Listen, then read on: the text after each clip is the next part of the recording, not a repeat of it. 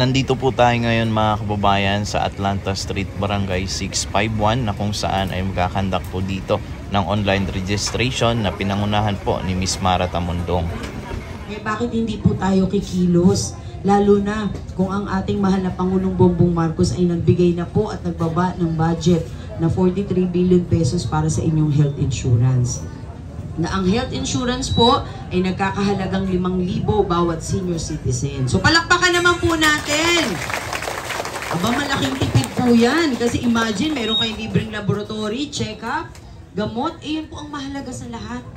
Sabi nga nila, isa lang po yung buhay natin. Pahalagahan po natin na habang tayo nandito, kasama po natin ang ating pamilya.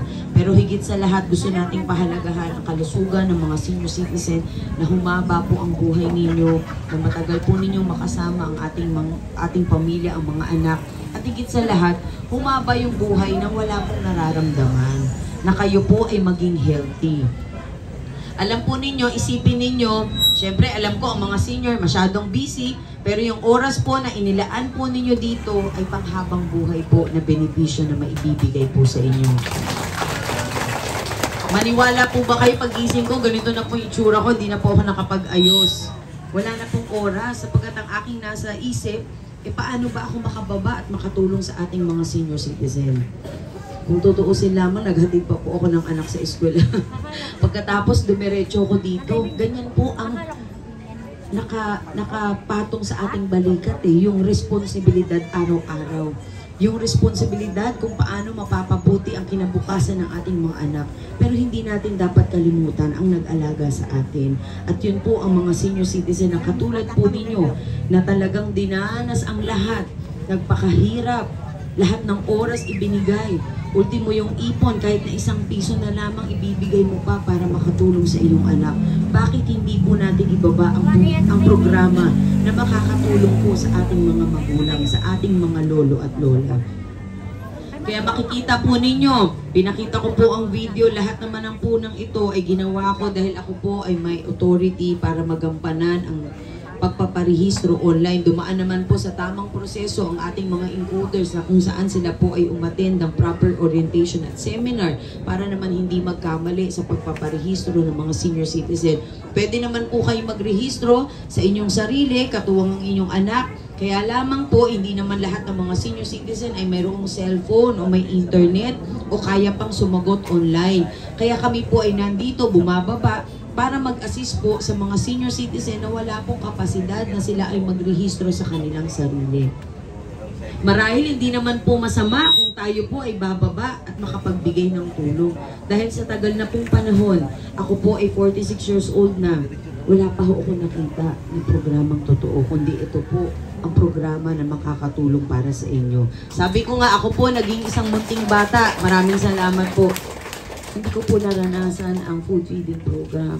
Hindi ko po naranasan na tayo po ay binabaan para tumulong, para tulungan. Sinasabi nila, si Mara Tamundong isang politician. Paano po ako magiging isang politician? Hindi naman po ako nakaupo. Ako po bilang isang individual na tao na nagmamalasakit lamang at gusto ko pong makatulong sa mga nakakatanda. Siyempre hindi naman po masama. Dahil ako po ipinalaki rin ng aking mga magulang ng maayos, ng aking lolo at lola. Siyempre, pag lumaki po yung anak mo na mayroong pagmamahal sa kapwa, mas maganda naman yung pakiramdam natin na yung ating pinalaki ay naging mapagmahal sa iba. Kaya, paano magiging politiko pong isang tao? Kung mangangampanya ako, napakaaga naman, 2 taon mahigit na, namaos na po ako. Pero yung pangangampanya na binababa po natin, ay pangangampanya ng totoong pagmamahal para sa kapwa. At yun naman ang talagang hinahangad po natin. At siguro naman sa tagal ng panahon, kailangan din po natin ng totoong tao na siya pong maglilingkod para sa atin kahit wala pong kapalit. Hindi natin kailangan hintayin na mayroong kapalit o mayroong posisyon. Dahil lahat naman po tayo may pinagdaraanan. Pero kung mayroong isang tao po na maninindigan at gagastos sa sarili niyang pera at bababa, pagpapawisan, magugutom, lahat na po naranasan namin. Pero bakit ko po ito ginagawa? Kasi nakikita ko po maraming matutulungang Pilipino. At higit sa lahat, yung pagiging isang tunay na Pilipino ko po, ang siyang nagdadala po sa akin dito para ako po ay makatulong sa ating kapwa. Pagod na po akong makita ang mga senior citizen na nahihirapan. Nakakasakit po ng loob. Nakita po ninyo, ang dami ko pong binabaan. Iilan lamang po yan dahil mahigit 2 taon na po. Ang dami ko pong nakausap ng mga senior citizen. Kanya-kanya pong problema, kanya-kanyang dinaranas. Lalo na yung mga na-stroke, na hindi makapag-therapy, yung mga umiinom ng gamot, na hindi na malaman kung saan kukuha ng pambili ng gamot. Yung may anak na kasama pa sa bahay pero kailangan pa rin tulungan ng magulang.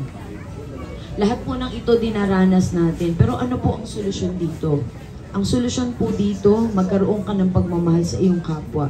Para kung marami kang blessing na natatanggap, ito ay madali mo rin ma-share sa iba. Hindi ka magdadalawang isip.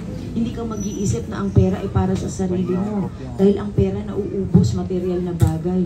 Pero ang pagmamahal po ay hindi mauubos kailanman. Kaya ito po ay pinaiiral ko lamang para makatulong at magkaroon naman ng talagang pagbabago. Hindi po ba kayo napapagod na kayo po ay namomroblema sa araw-araw? Hindi po ba kayo napapagod pumila para lamang sa kakaunting tulong din na naibibigay? Nakakapagod po pagising mo sa umaga. Kung paano mo babudgetin ang iyong pera sa pamamalengke. Ni halos kulang na lang ata, pati yung sarili mo. Yung damit mo, lahat na maisanla mo para makabili lang ng pagkain. Napakahirap po ng buhay. Kaya ako po, napakaswerte ko lamang sapagkat binigyan po ako ng pangalawang pagkakataon na makita ko po ang katotohanan sa buhay natin. Nararanasan po natin kumakalamang ating sikmura. Pero nakangiti pa rin tayo kapag lumalabas.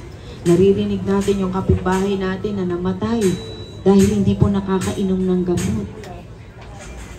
Naririnig po natin yung mga kapatid natin na hirap na sa buhay. Pero wala naman pong tumutulong.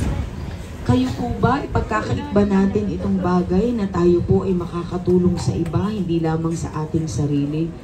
Kaya sabi ko nga po sa inyo, halos makipagbunuan po ako sa bawat pagbaba ko. Dahil syempre, hindi ko naman po itatago sa inyo, pinupolitika po yung aking ginagawa. Pero ang mas inuuna ko pong intindihin ay yung kalagayan po ng mga senior citizen. Mapagod na tayo sa kahirapan. Naku po, mapagod na tayong ma-stress. Dapat lahat po tayo pantay-pantay na magkaroon ng opportunity na mabuhay pa ng matagal at malusog. Kaya ito pong programa ng National Commission of Senior Citizen, kailangan yakapin po ng mga senior citizen sapagkat ito po ay tahanan nyo na. Magpasalamat po tayo na ito po ay itinatag para sa inyo. Dahil katulad ng sinasabi ko, ang mga senior citizen lalapit kung saan-saan. Para ka ng pulubi kung saan-saan ka lalapit. Pero dahil kayo po ay maehensya na, hindi na po kayo maliligaw. Ang opisina po ng National Commission of Senior Citizen ay nasa Malacanang lamang po. Pwede po kayong dumulog doon kung may mga problema o meron po kayong mga gustong ilapit. Dahil ito po ay tahanan nyo, lahat po ng senior citizen ay welcome po dito. At pwede nyo makita ang kanilang mga programa, ma-update po kayo sa kanilang ginagawa, mag-visit lang po kayo sa kanilang website na www.ncsc.gov.ph. Ito na po yung pagkakataon ng mga senior citizen natin na magkaroon naman kayo ng totoong ngiti sa inyong mga mukha.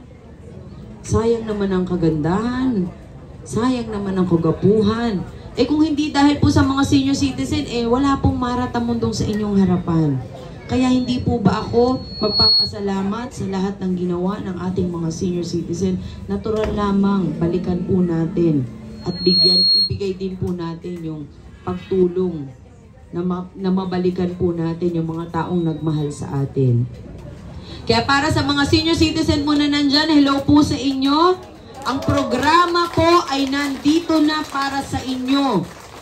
Huwag po kayong matakot o mangamba dahil ito po ay makakatulong po para sa inyo. Lalo na po may mga panibagong batas na para sa inyong benepisyo.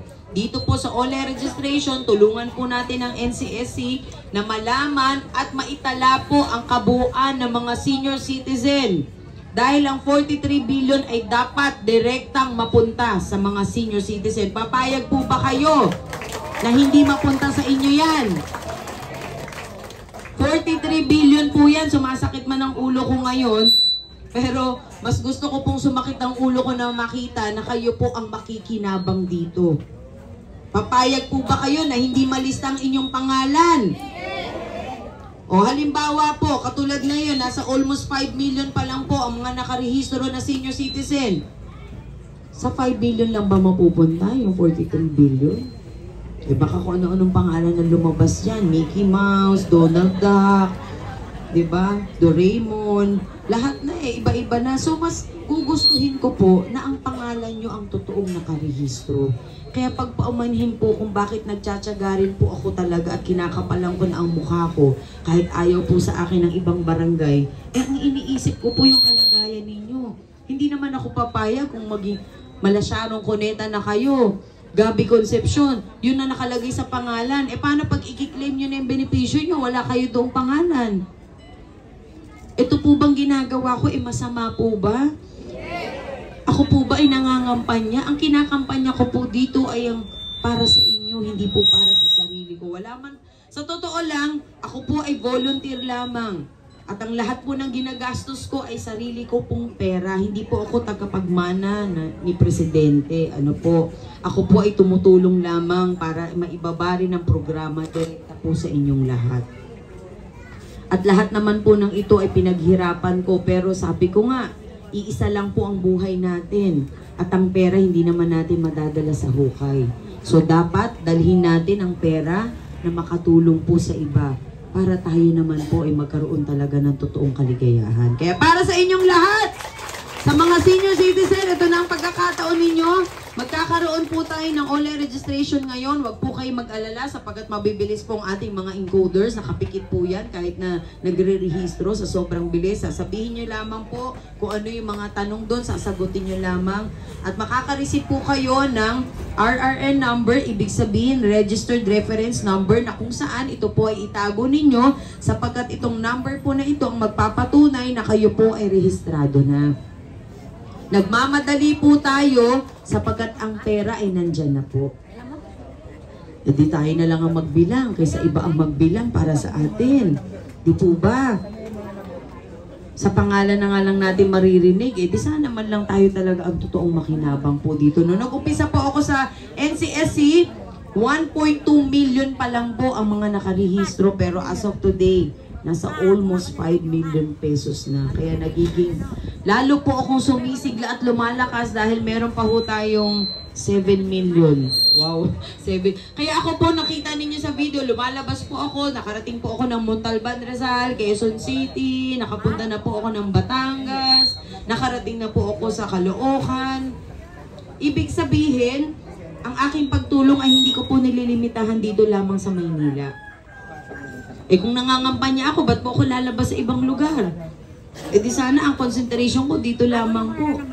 Pero kung talagang ang pagtulong ay gusto mo talagang mapalawak, hindi ka pipili ng tao, kundi lahat talaga tutulungan po ninyo.